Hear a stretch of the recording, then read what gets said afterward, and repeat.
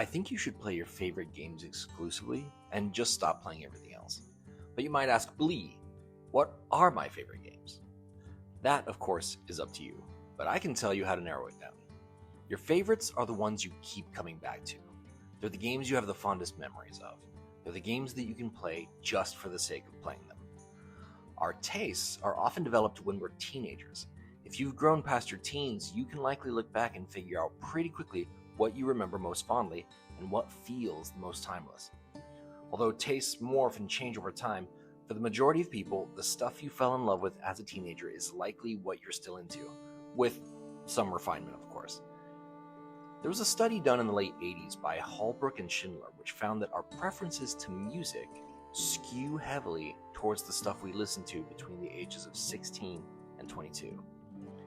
They did another study a few years later that found the same strength of preferences towards movies as well.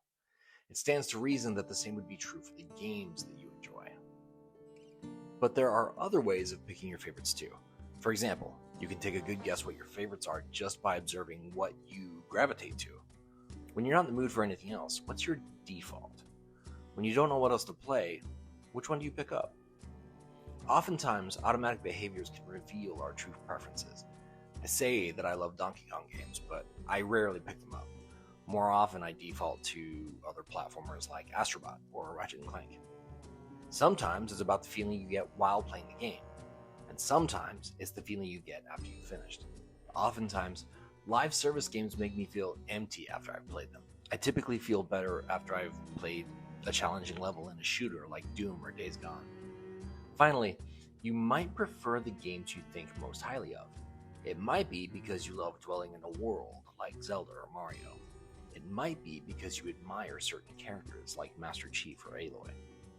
C.S. Lewis has a beautiful quote that drives this home.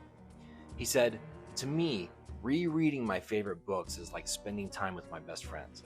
I'd never be satisfied to limit myself to just one experience each with my favorite people." Just like we have a handful of close friends, it's better to have a handful of amazing games that feel great to come back to. What are some of your favorites?